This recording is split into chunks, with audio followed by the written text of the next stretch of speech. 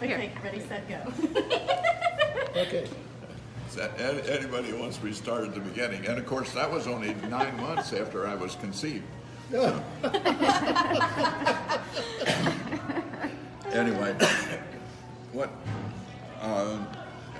I started a special care nursery at Cardinal Glenner Children's Hospital in 1963.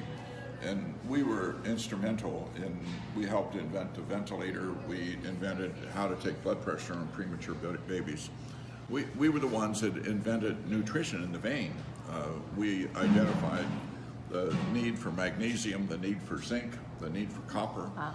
And we did it with metabolic beds. We did every intake and output and did these things. So we were a leader in the field of neonatology. The hospital still is a leader in the field of neonatology. But then I had a baby, Joseph, in 1975, who had flat brain waves and was said to be brain dead. And it was suggested to stop treating him. I said, well, I don't do that. I treat babies, some live, some die, and kept treating him.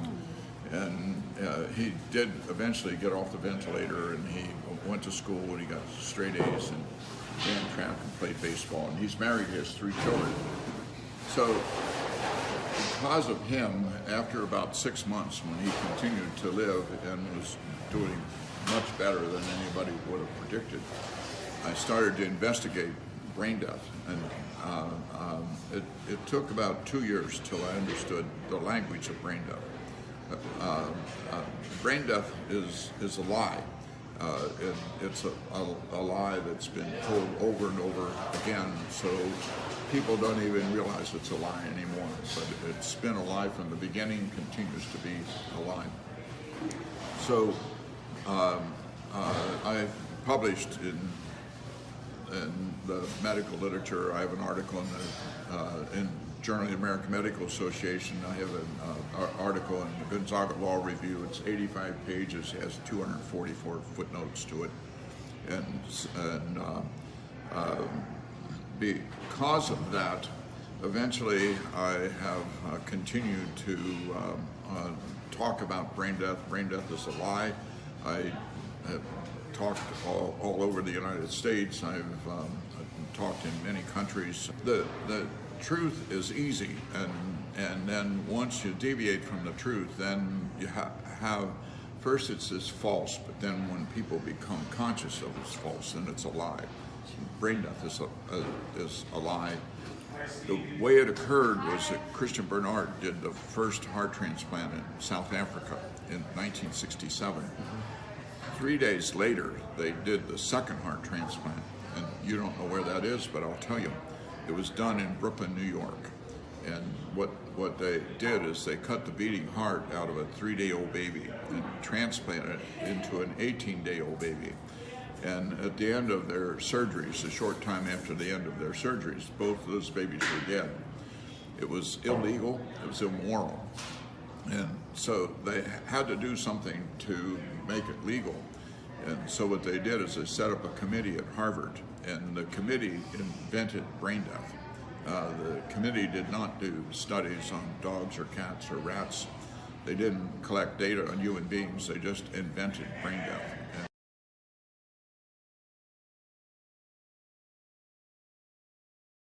Transplants, they have a designated requester, and a designated requester is usually a very nice person who dresses nice and befriends the relatives. Can I get you a cup of coffee? Oh, I know this has to be terrible on you. We'll do everything we can to help you. And all of that is part of getting them indoctrinated procurement to get their to get their organs. And I need to go take a shower. see, and you cannot get any organs from a cadaver. Every organ that's transplanted is a healthy organ, and you can only get healthy organs from living persons. You cannot get any organs for transplant from a cadaver. That's why you don't put it on your license. And the things I'm telling you is that you are not allowed to hear. And because if you hear it, you will be upset, as all 3 of you are upset. And rightly so, you should be upset, because uh, whose organs do they want? They want the organs from certainly from all children, but especially the people who are 16 to 30, and their life is in jeopardy. If they're unconscious and on a ventilator, they're going to get their organs, and they do everything to get their organs. And once the organs are taken, you can't bring them back to life. And so what they do is they tell the relatives, well, you know, your daughter Sally would really like to do something good, and this is a way to make something good out of this tragedy, or your son, and while they have been getting organs from accidents and gunshot wounds, they now get more organs from overdose of drugs than they do from accidents and gunshot wounds combined. There are 8 deaths a day from overdose in Ohio, and they get their organs is what they want. And so what are they doing? They're giving the policemen the Narcan to counteract the drug, which gets them into the emergency room, but it doesn't save their life. It gets them in the emergency room, and they still get their organs. And so, It's so diabolically disgusting. oh, it really is. See, it's so bad. It makes sense. And I can't even. It's making sense. Oh my gosh. It's making sense. Yeah. now, part of why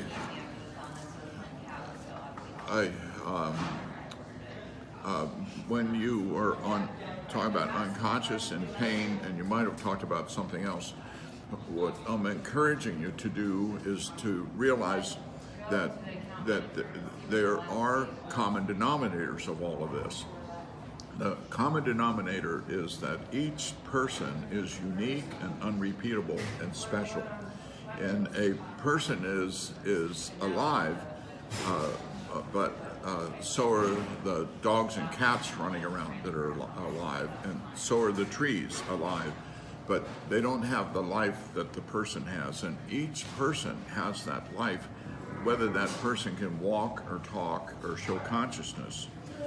In brain death, they do only 3 things for brain death. One is the patient does not show consciousness. The patient does not have brainstem reflexes that involve the eye or the ear. So there's about 14 brainstem reflexes, but they test only 6. They don't test the others. And then the test that they do that is called the apnea test. It's really not a test, it's a procedure. And what they do is take the ventilator away for 10 minutes. And the patient has to demonstrate that they can take a breath in that 10 minutes, or that becomes the signal to cut out their organs. During the time they're off the ventilator, the carbon dioxide builds up, the acids build up. That makes the brain swell worse and makes them get worse. So everybody must learn, do not do an apnea test. You all must learn it now. And you have to know it. I hope you never have to use it on your relatives, but you need to learn it. Do not do an apnea test. No one should ever have the procedure of an apnea test. And then you have to know that the overdose of drugs, they need time to heal. You know, right now, and I got a text as I was coming in from the father of a girl in Canada, Takesha McKitty. You can Google her if you want, Takesha McKitty. I was talking in New York, and I was going to New Jersey the next day, and they called me and asked me if I would help with Takesha. So I went to Canada to help her. She overdosed on September the 14th. On September the 20th, they issued a death certificate on her. She's still very much alive. She moves her feet, she moves her legs. You know, and, I mean, I could. But she has a death certificate? She has a death certificate. She has a death certificate on September the 20th, and this is December the 5th. You know, And she's still alive? She's still alive, yes. But With the death certificate? But she could have had her organs cut out on September the 20th, but by going there, Sure. put a stop to that. So she was not dissected. Everybody who has their organs taken, they're all dissected alive. There's no organs you can get from a cadaver. My wife will go crazy when she hears this because she's donating her organs if she dies and has a car accident or anything. Yeah, you she know. should not be an organ donor. And so what she has to do, she must go back to the License Bureau and revoke that. And the law says it's a revocation. It's not a refusal, and they can still get her organs. And that law has been passed here in Ohio. So you asked as we came in, have I been here before? Yes, I came here to testify against that law. And so then when they had hearings 2 weeks later, I came back again, and they said, we ordinarily don't allow people to testify more than once. Well, what is that kind of stuff? What kind of outfit do we have? So I didn't say anything, but then they said, but we'll let you testify because you're a doctor. And I think to myself, why should they let me testify versus anybody else more than once? But in the state of Ohio, every representative and every senator voted for the bill to make it so that everyone is an organ donor. And it's presumed that everyone is an organ donor, and it's presumed that everyone has consented to everything to be done to them to see if their organs are good for someone else and to keep their organs in good shape till they can find someone to give them to. It's really, I think it's against Article 13 of the Constitution of the United States, and I think it's against Article 8 of the Constitution of Ohio. I might have the 8 and the 13 mixed up between Ohio, but I think it's against the because. Sorry about that. But the law, it's called the Uniform Anatomical Gift Act. It's already been passed in 47 states, including Ohio, and every representative in Ohio voted for it. Only one senator voted against it, and that was a black senator, because I think she might have heard what I said, that it's a form of slavery. They've made slaves of all of us. It's involuntary servitude, what they've done. And I think it's against the Constitution of our federal government and the Constitution of our state government. And so the law says, though, if you have signed up to be an organ donor and then you go back to the License Bureau, the law says that's a revocation, but it's not a refusal. You must have a document of refusal. Your wife must get a document of refusal. Now, you might say, and I don't know how old your wife is, but compared to me, she's just a kid, I'm sure. But Same as me, 75. just a kid. The oldest organ donor that I've read about was 91. They will take organs from anybody.